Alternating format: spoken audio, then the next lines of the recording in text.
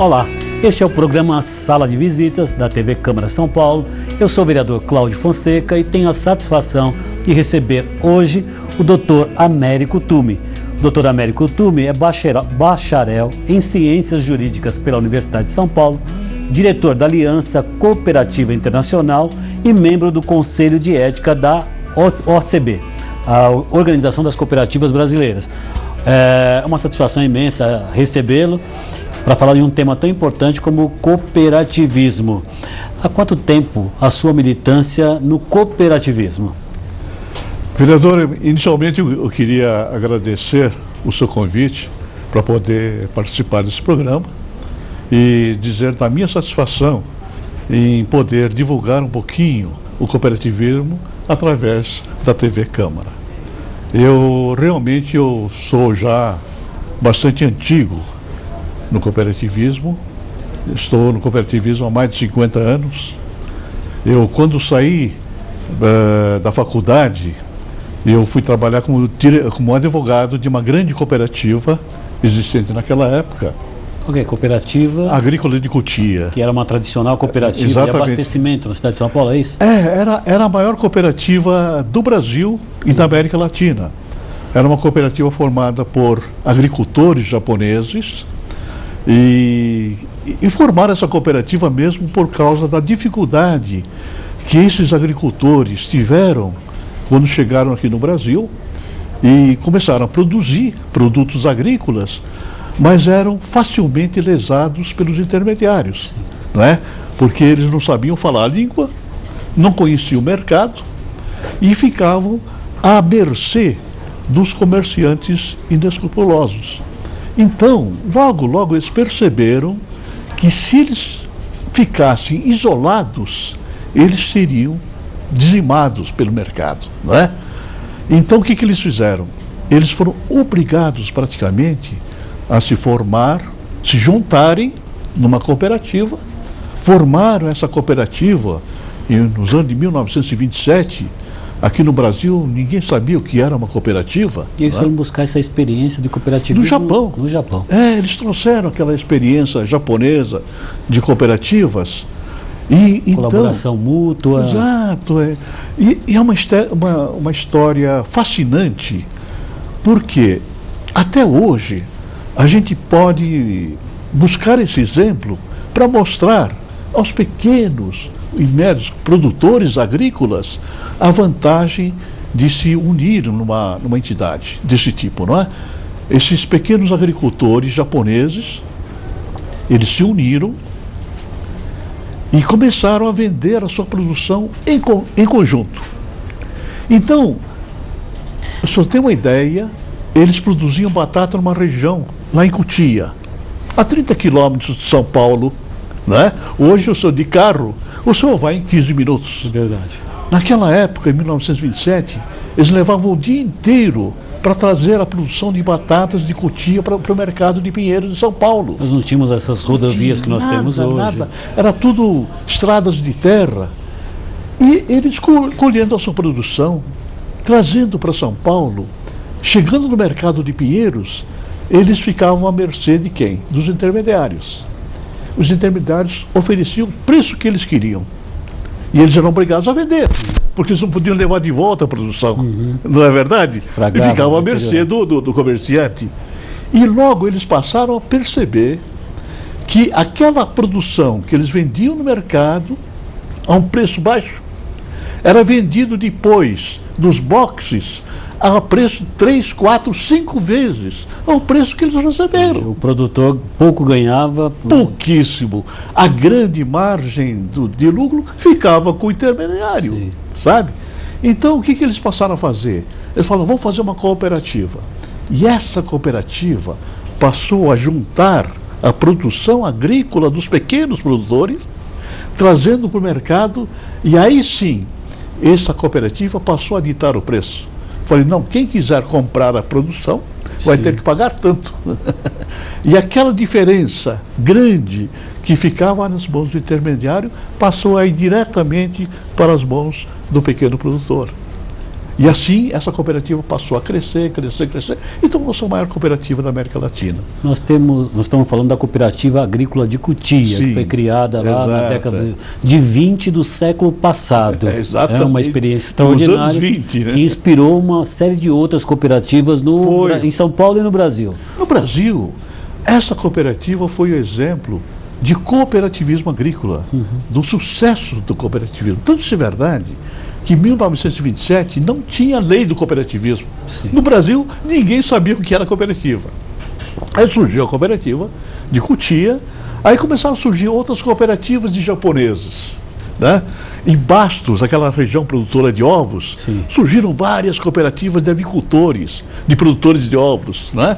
Surgiu outras cooperativas, a Cooperativa Bandeirantes, a Cooperativa Sul Brasil, todas formadas de imigrantes japoneses. E a partir da experiência da Cooperativa Agrícola de Cooperativa Agrícola de Cotia. Eu tenho uma curiosidade. E que fim levou a Cooperativa Agrícola de Cotia? Porque agora, quando eu vou para as cidades aqui do interior e que passo ali em Cotia, eu vejo ainda alguns resquícios da existência da cooperativa. Né? Porque interessa muitas pessoas. Dá certo a experiência cooperativista? Se dá certo, porque nós temos poucos exemplos, na verdade, de desorganização ou de desestruturação. Não, sabe o que acontece, vereador? É o seguinte, não foi a cooperativa, não foi a cooperativa, foi a situação da agricultura, da época, né?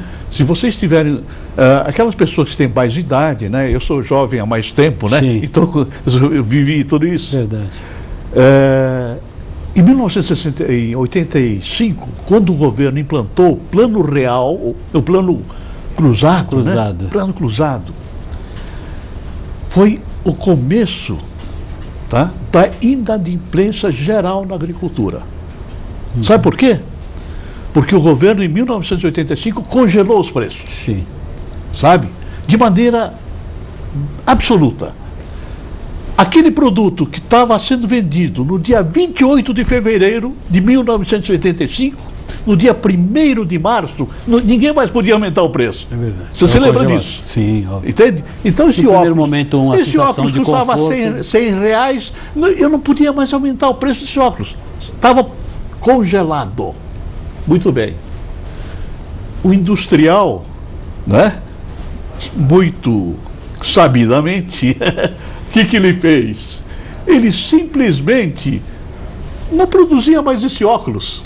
Ele produzia outro tipo de óculos diferente desse. E aí poderia fixar o novo preço. E vendia por 200. Por quê? Porque não era aquele óculos que foi congelado no dia 28 de fevereiro. O que aconteceu com a agricultura? Não podia... O tomate era tomate. Eu não tenho como modificar o tomate. Pintar de verde, né? Não posso pintar de verde. Não posso pintar de amarelo e vender. Isso aqui não é tomate, é outro produto. Nós não conseguimos sair do tabelamento.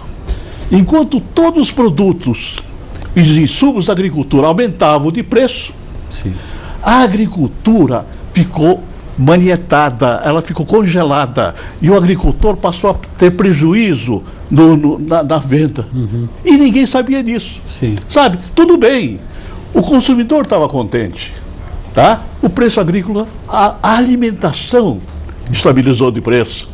Só se lembra, no supermercado não se podia aumentar, o arroz estava congelado, feijão. Quem abastecia o mercado estava com dificuldade. Só que o produtor, a despesa do produtor estava aumentando todo dia e ele passou a ter prejuízo.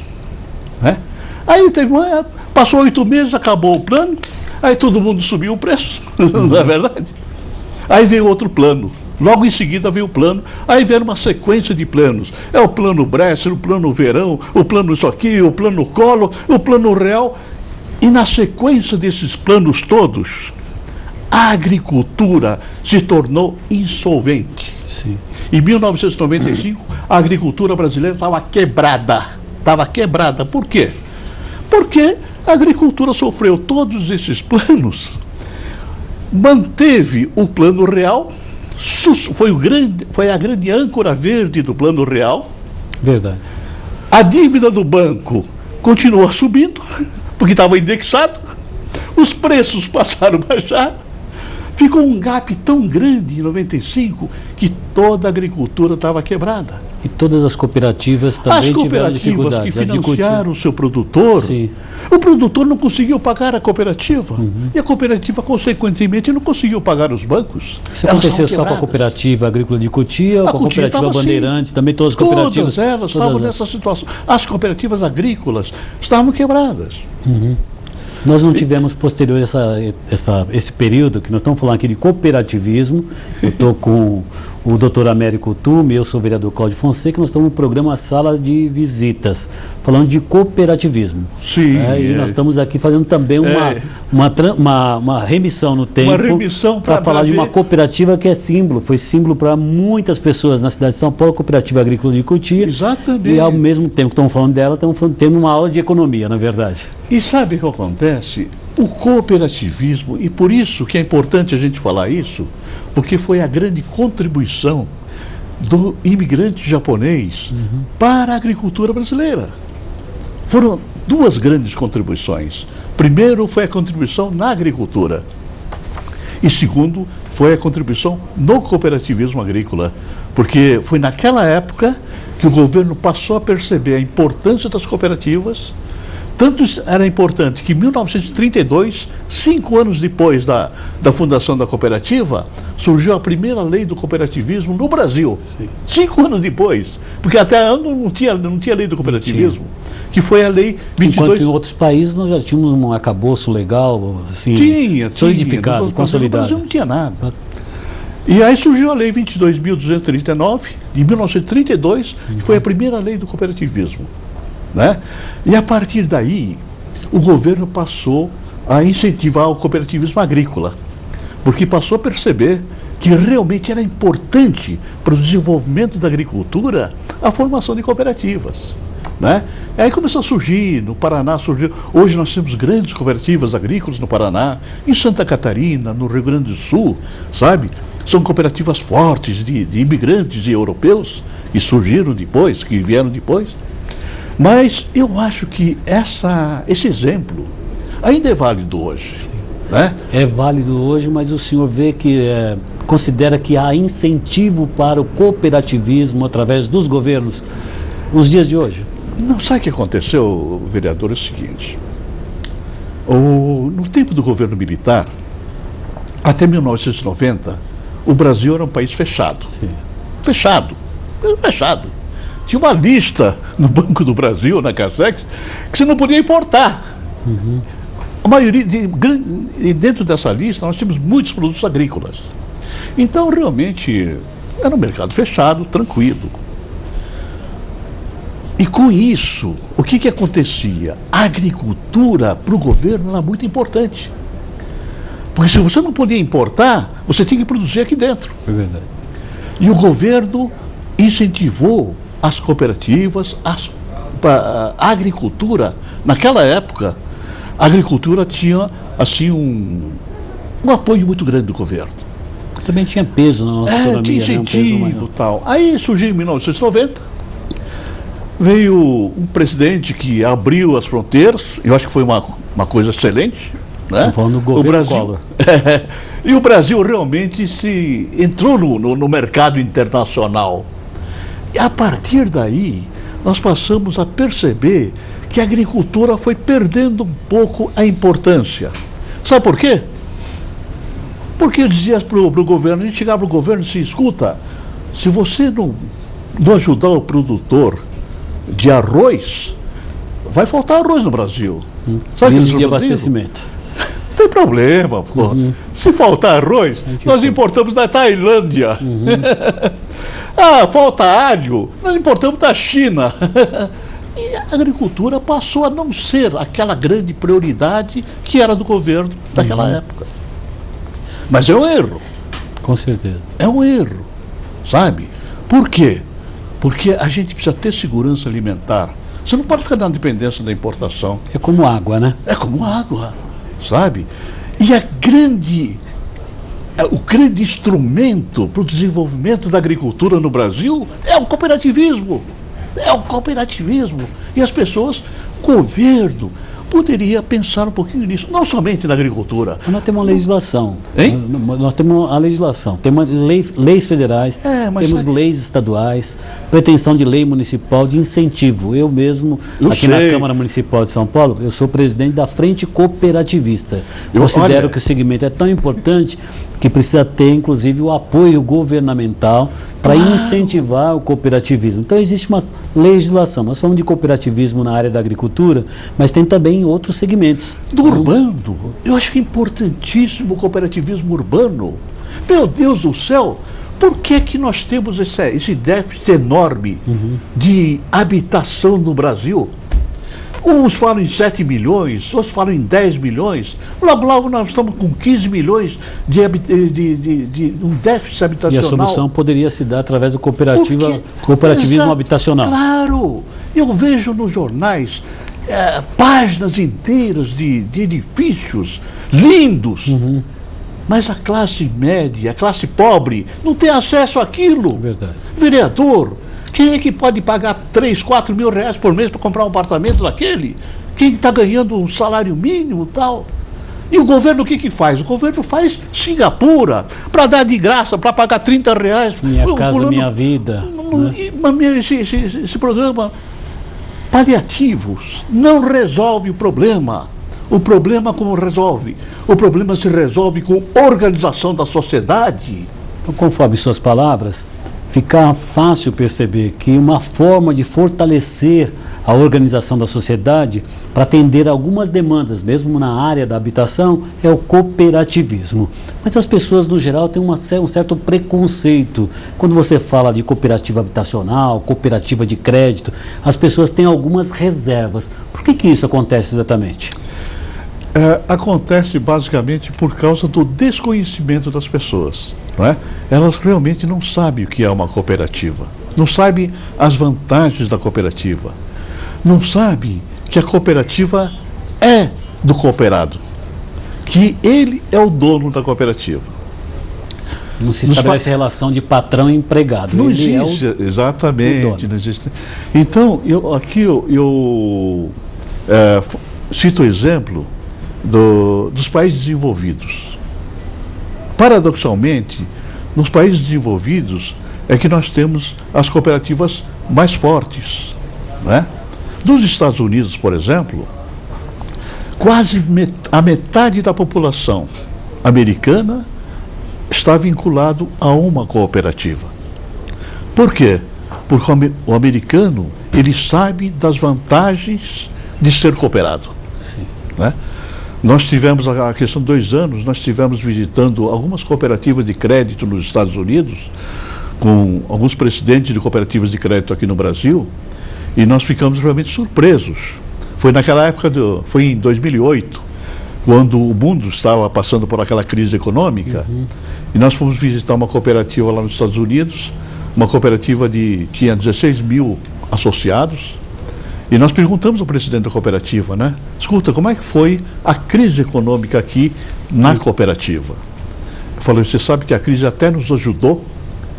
Por quê? Porque os bancos estavam quebrando. Sim. E todo mundo estava ingressando na cooperativa, sabe? Aí nós perguntamos, escuta, mas qual é o número de associados das cooperativas de crédito aqui nos Estados Unidos? Eles falaram, nós temos mais de 80 milhões de americanos que são associados das cooperativas de crédito. 80 milhões. Isso é quase 1/3 da população americana. Eles são filiados a uma cooperativa de crédito, né? Algum ramo de cooperativismo? Algum ramo, crédito, cooperativa de educação rural, agrícola. Educacional também. Educação, esses são 130 milhões. Mas só das cooperativas de crédito são 80 milhões. Sabe? Então, você vê, na meca do capitalismo, o cooperativismo é fortíssimo, sabe? O cooperativismo realmente tem uma presença marcante nos países desenvolvidos, né? Pela tua experiência como diretor da Aliança Cooperativa Internacional, o senhor diria que hoje, no Brasil, está em expansão o cooperativismo ou ele passa por dificuldades? Olha, o cooperativismo no Brasil ainda é muito incipiente, né? Nós precisamos crescer muito. Para você ter uma ideia, nós temos hoje quanto? 9 milhões de associados aqui no Brasil, né? Isso representa cerca de 4,5% da população brasileira. É muito pouco. Então, o cooperativismo é praticamente desconhecido no Brasil. Nós temos, assim, um horizonte muito grande para a gente crescer, né? Agora, esse crescimento está muito lento. E sabe por que está lento? Por quê? Porque o governo não sabe o que é uma cooperativa. Sabe? O executivo não sabe. O senhor que é presidente da Frencop, né? O senhor está ali, o senhor é quase que um Dom Quixote, né? Sozinho na Câmara. Eu vejo a dificuldade para envolver, inclusive, os demais vereadores. Não é verdade? Por quê? Porque as pessoas não conhecem, não sabem o valor do cooperativismo. Então, na medida que isso for sendo feito, e esse programa é importante por causa disso, né? De divulgar o cooperativismo para as pessoas, o ano que vem vai ser importante, porque vai ser o ano internacional das cooperativas das Nações Unidas. Entende? Declarado pela Organização das Nações Unidas, da ONU, 2012 é o ano internacional do cooperativismo. Das cooperativas. E por que foi? Por quê? Porque os países da ONU, que fazem parte da ONU, perceberam que o cooperativismo é muito importante para ajudar no desenvolvimento dos países. É um antídoto contra a crise, chamada crise mundial. Exatamente. É isso? Entende? Então, eu acho que o ano que vem, e se o governo se aperceber da importância disso, nós vamos ter, assim, uma vitrine muito grande do cooperativismo, e aí que eu gostaria aqui, até de, já que nós estamos aqui dentro da Câmara, que é estamos dentro da Câmara, do programa Sala de Visitas da Câmara Municipal de São Paulo, falando de cooperativismo com o doutor Américo Tume, nosso convidado do dia de hoje. Eu queria dar um recado aqui para os políticos. Fique à vontade. Para os políticos. O ano que vem vai ser o ano internacional das cooperativas, não é? Então, eu acho que a gente poderia promover em cada município de São Paulo, né, junto com os prefeitos, com os vereadores da cidade, né, eventos para divulgar e fomentar o cooperativismo local, na região. Sim. Não é?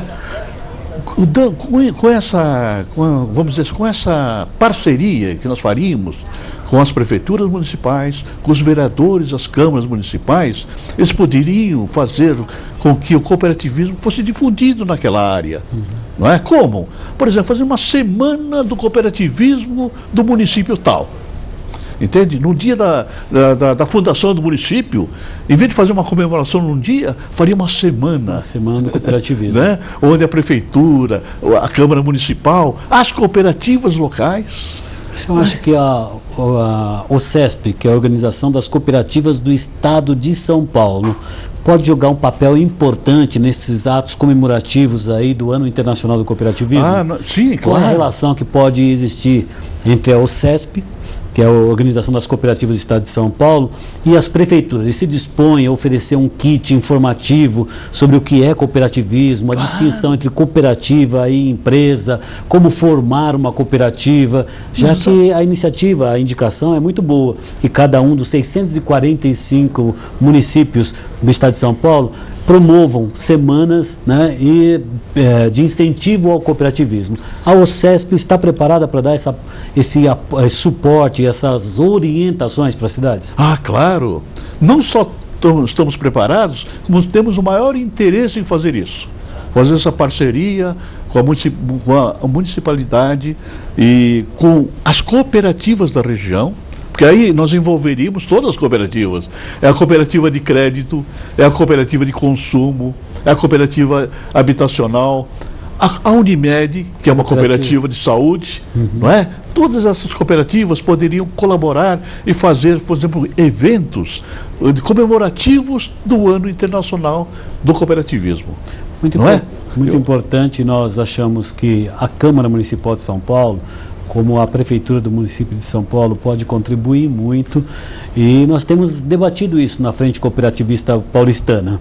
Apresentei, como vereador da cidade de São Paulo, um projeto de lei que visa a instituir na rede municipal de ensino. Nós temos cerca de 1.600 escolas aqui na cidade de São Paulo, vinculadas à Prefeitura do município de São Paulo, e nós fizemos uma proposta para que no próximo ano o cooperativismo seja tema transversal de todos os conteúdos programáticos, para que a gente possa, de fato, levar o conhecimento sobre o cooperativismo, a formação das cooperativas, o papel que tem na economia, o peso na economia que o cooperativismo pode ter, e até como princípio de ajuda mútua. As pessoas não vivem sozinhas, elas têm um êxito maior na medida que elas se unem, se juntam em torno de um interesse comum, de um objetivo comum.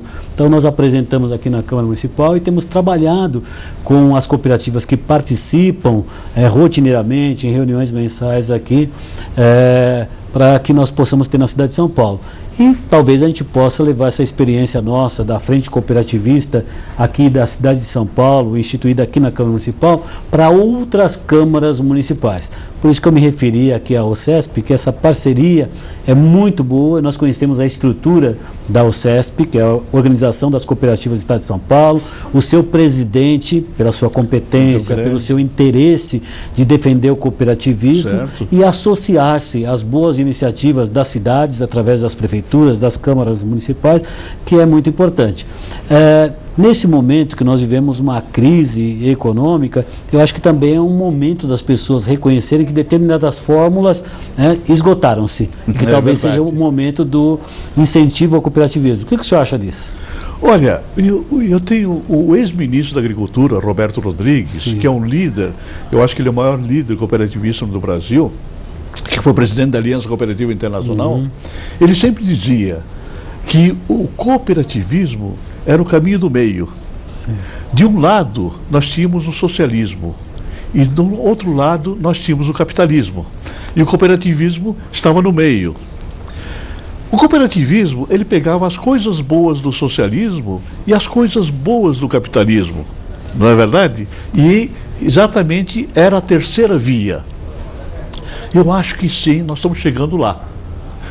Porque o socialismo não deu certo, o capitalismo, nós estamos com todas essas crises que vêm aí, e quem sabe agora nós podemos pensar num tipo de sociedade onde o lucro não seja o principal, onde o ganho não seja o principal, mas que o principal seja a pessoa humana, onde nós todos, nós possamos, unidos, buscar um objetivo comum. Não unidos para buscar o lucro, para buscar um ganho, mas o bem-estar das pessoas. Eu não sei, isso talvez seja um sonho, mas... Um sonho, considerando que o planeta tem que ser sustentável. Exatamente. E esse modelo de desenvolvimento econômico, ele exaure os recursos naturais. Exatamente. E é predador, é um desenvolvimento predador. Exato. Talvez pelo crescimento da consciência, da cultura cooperativista, as pessoas possam reconhecer que o universo também está gritando. Está gritando. Exatamente. E é necessário que a gente tenha um desenvolvimento mais consciente, mais sustentável do ponto de vista econômico, do ponto de vista social e do ponto de vista ambiental. Exatamente. E eu vejo muito no cooperativismo essa preocupação com o desenvolvimento sustentável, com a felicidade das pessoas. Das pessoas. Que não é exatamente aquele um desenvolvimento sustentado na exploração, no sofrimento das pessoas. No ganho. Do ganho. Não é verdade? Do lucro inescrupuloso, que a gente diria assim. Daquela atividade predadora que não tem respeito nem às pessoas e nem à natureza. Exatamente. Eu acho que nós temos a possibilidade não só de organizar um ano internacional do cooperativismo, conforme foi declarado pela ONU em 2012, mas como também a partir do trabalho feito pelas organizações internacionais de defesa do cooperativismo, como a organização da OCESP aqui no estado de São Paulo, a Organização de Cooperativismo, do Cooperativista do Brasil. Eu acho que ela é importante para nós podermos ganhar as consciências das pessoas sobre a importância da mutualidade, da ajuda mútua, e afastar essa noção do lucro. Para você que nos acompanha, já quase no final da nossa entrevista, o nosso convidado de hoje aqui no Sala de Visitas foi o Dr. Américo Utumi.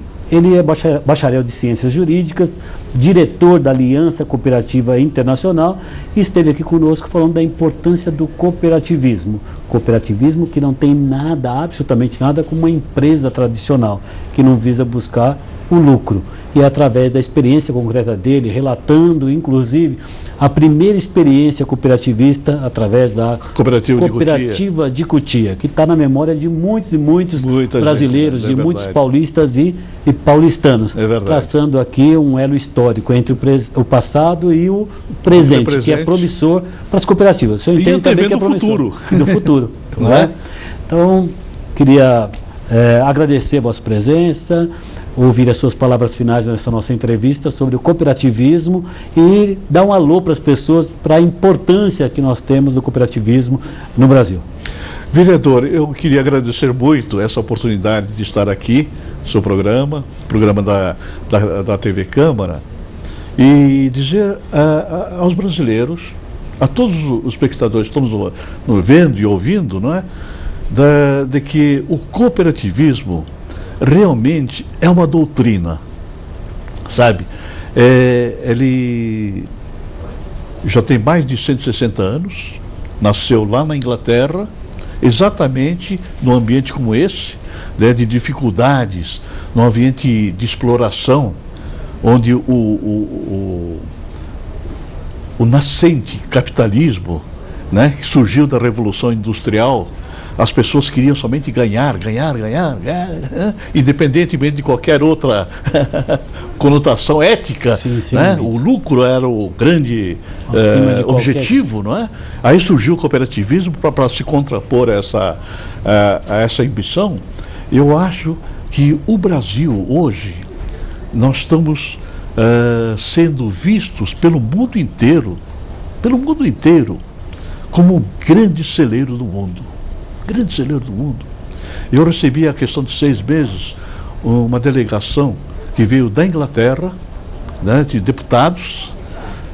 Eles fizeram lá, o governo inglês fez um estudo, diz que até o ano 2050 o mundo vai precisar dobrar a produção de alimentos. Dobrar a produção de alimentos. E o primeiro país que eles vieram visitar foi o Brasil. Por quê? Porque é um dos poucos países do mundo que tem condições de fazer isso. E é exatamente aí que o cooperativismo poderá influenciar. Por quê? Porque o Brasil, para elevar essa produção, para aumentar essa produção, ele somente poderá fazer isso por intermédio das cooperativas. Com essas palavras finais, nós vamos encerrando o nosso programa Sala de Visita, agradecendo mais uma vez o Dr. Américo Utumi, agradecer ao Ripari, que acompanha o Dr. Américo Utumi no dia de hoje, amigo nosso, incentivador, lutador em defesa do cooperativismo, a todos os trabalhadores aqui da TV Câmara. Até breve.